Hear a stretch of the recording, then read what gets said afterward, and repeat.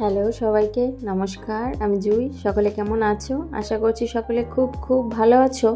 তোমাদের সবাইকে জানাই শুভ সকাল। আজকে ভাইফোঁটা, তোমাদের সবার দিনটা আজকে হাসি খুশিতে ভরে উঠুক, দিনটা খুব খুব ভালো কাটুক। এই প্রথম ভাইফোঁটার অনুষ্ঠান হচ্ছে আমার ঘরে। চলো আমার দিনটা কেমন কাটে সেটাই তোমাদের সঙ্গে শেয়ার করি। সকালবেলায় ঘুম থেকে উঠেই প্রথমে বাসি ঘরটা ঝাড় দিয়ে নিয়েছি, জামা কাপড়গুলো মেশিনে দিয়ে ড্রাইতে দিয়ে রেখেছি। এবার ছেলেকে রেডি করিয়ে পাঠাবো স্কুলে। আর যাওয়ার সময় এই ব্ল্যাকবোর্ডটা প্রতিদিন ওই পরিষ্কার করে, আজকে আমি আগে করে ফেলেছি, তাই ও আবার নতুন করে দাগিয়ে সেটাকে পরিষ্কার করে পরে চলে গেছে স্কুলে। আর আমি তারপর স্নান সেরে পুজোটা করে নিয়েছি, কারণ আজকে পুজোটা করা খুব দরকার ছিল। পৃথিবীতে সমস্ত সম্পর্কেরই একটা আলাদা আলাদা মানে আছে, তবে ভাই বোনের সম্পর্কটা একটুখানি অন্যরকমই হয়। সকাল সকাল পুজো করে তাই ঠাকুরের কাছে একটুখানি বলে দিলাম, যাতে পৃথিবীর সমস্ত ভাই বোনেদের খুব খুব ভালো রাখুক, সুস্থ রাখুক এবং সকলের সম্পর্ক সারা জীবন অটুট থাকুক। পুজো সেরেই সোজা চলে এলাম ছাদে জামা কাপড় মেলতে। আজকে বেশ রোদ উঠেছে, তবে আকাশের পরিবেশটা জানো তো খুব একটা ভালো বোঝা যাচ্ছে না। কিছু জামা কাপড় ছাদে মেলেছি, আর ওই যেগুলো দেখলে ওগুলো নিচে দেবো, কারণ উপরে না ক্লিপটা নেই, ওগুলো বাতাসে পড়ে যাবে। আর ওই যে সাদা আস্তরণের উপরে কালো কালো মেঘ জমেছে না, ওগুলো যে কখন নেমে পড়বে। এখন তো সুন্দর আকাশটা নিজের চেহারায় ফুটে উঠেছে, তবে বৃষ্টি যখন তখন নেমে পড়তে পারে। জানো তো, বরকে না সকালের দিকে ফুল আনতে বলেছিলাম, যাতে আমি পুজোটাও করতে পারি এই ফুলগুলো দিয়ে। কিন্তু বরের সময় হলো যখন আমি জামা কাপড় মলে নিচে এলাম, তখন দেখি কিন্তু ফুলগুলো বেশ ফ্রেশ ছিল। পুজোটা আমার করা হয়ে গেছে, তাই আর ঠাকুরকে দেওয়া হলো না। কিন্তু যখন ভাইফোঁটার অনুষ্ঠানটা হবে তখন একটুখানি ভাবছি এই ফুলগুলো দিয়ে ডেকোরেশন করে দেব। চলে এলাম সোজা দুপুরে রান্নার সারতে, আর এর মাঝেই জানো তো খুব খিদে পেয়েছে, তাই ঝটপট করে একটুখানি গোলা রুটি বানিয়ে ফেললাম। আচ্ছা, এই রুটিটাকে তোমরা কে কী নামে বলো?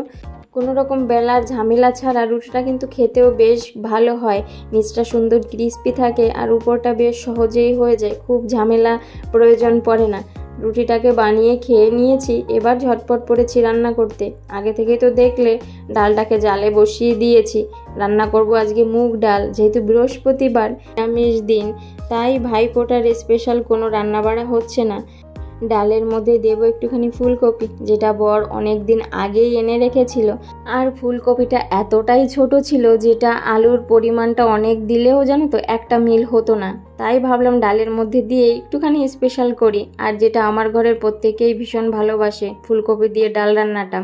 ফুলকপিগুলোকে প্রথমে একটুখানি ভেজে নিয়েছি লবণ হলুদ দিয়ে, তবে নরম করিনি, যেহেতু ওই ফুলকপির একটা বুনো গন্ধ থাকে গায়ে, ওই জন্য একটুখানি ভেজে নিয়ে পরে ডালের মধ্যে দিয়েছিলাম, কারণ ডালের সঙ্গে জাল হলে তো ফুলকপিটা এমনিতেই নরম হয়ে যাবে। আর ফোড়নে জিরে তেজপাতা ফোড়নের সঙ্গে একটুখানি আদা বাটাও দিয়েছিলাম। আদার কাঁচা গন্ধটা চলে গেলে পুরো ডালটা আবার ঢেলে দিয়ে পরে ওই টালা জিরে ধনের গুঁড়ো দিয়ে নামিয়ে নিয়েছি। আর সঙ্গে একটুখানি ওই কুঁদরি ভাজা করে নিয়েছি। এই ছিল আজকের আমাদের ভাইফোঁটার দুপুরের স্পেশাল মেনু। ভাইফোঁটার যে শুভ মুহূর্তটা, ওটা যেহেতু ওই 12টা থেকে শুরু, 12:30 থেকে, তাই ছেলেকে স্কুলে পাঠিয়েছিলাম। ওর বাবা আনতে গিয়েছিল, ততক্ষণে আমি ওই থালাটাকে ভেবেছিলাম একটুখানি গুছিয়ে রাখি, তবে ও আসাতে ঝটপট করে দেখেই তো নিলে ঢেকে ফেলেছি, কারণ ও যদি এসেই দেখে এক বাটি ভর্তি মিষ্টি, তবে আর হয়েছে রক্ষে। ওই ভাইফোঁটার আগেই দেখবো বাটিতে একটাও মিষ্টি নেই। তাই ঝটপট করে সরিয়ে নিয়েছিলাম, আর আসার সঙ্গে সঙ্গে ওকে খেতে দিয়েছি, কারণ আজকে দুপুরে লাঞ্চ বক্স স্কুলে দেইনি। যেহেতু 12টার দিকে চলে এসেছে, ঘরে এসে দু ভাই বোনেই খেয়ে নিয়েছে, ওর বাবা একটু হেল্প করেছিল। ভাত খাওয়ার আগে যদি এই অনুষ্ঠানটা শুরু করতাম না, তাহলে ওই মিষ্টিগুলো খেলে আর ছেলে ভাত খেতে চাইতো না। তাই প্রথমে পেট ভরে ভাত খাইয়ে নিয়ে পরে রেডি করিয়েছি।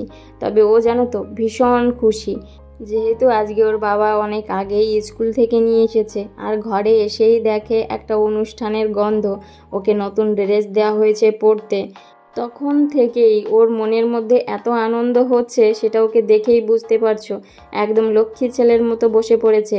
এবার আমার সাজানোটা না ও দেখছে আর জিজ্ঞাসা করছিল যে আজকে কি হচ্ছে। এখন একটু বড় হচ্ছে তো অনেক ধরনের প্রশ্ন থাকে।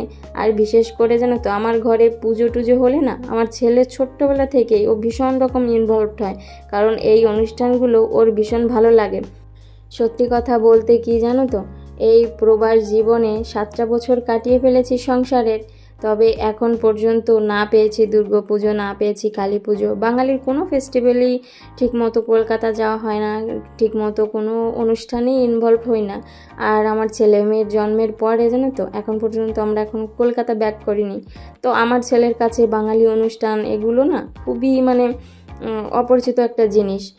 তবে আমার ছেলের ছোটোবেলা থেকেই এই ছোট্টখাটো অনুষ্ঠানগুলো ভীষণ রকম ভালো লাগে, সেটা আমি বুঝতে পারি। কারণ আমার ঘরে যখন আমি একটুখানি নিজের মতো করে লক্ষ্মী পুজো, সরস্বতী পুজো এগুলো করি, তখন ও ভীষণ রকম খুশি হয়। আর আমার ঘরে এই প্রথম হচ্ছে ভাইফোঁটা, এর আগে কখনো হয়নি। এটা নিয়ে আমার ছেলে মেয়ের থেকেও আমি বেশি এক্সাইটেড জানো তো। কারণ আমি চাই আমার ছেলে মেয়ে এই দুর্গাপুজো, কালী পুজো এগুলোর মানে না বুঝলেও এই দুটো উৎসব, এই ভাইফোঁটার দিনটা, রাখি বন্ধনটা, এই দুটো যেন দুটো ভাই বোন যতই বড় হয়ে জীবনের ব্যস্ততা থাকুক না কেন, এই দিনটাতে দুটো ভাই বোন যেন এক জায়গায় হয়। আর প্রত্যেকটা দিন যেন এই ভাইফোঁটার যে বন্ধনটা, এটা যেন ওদের মধ্যে থাকে, এই টানটা যেন থাকে জানো তো।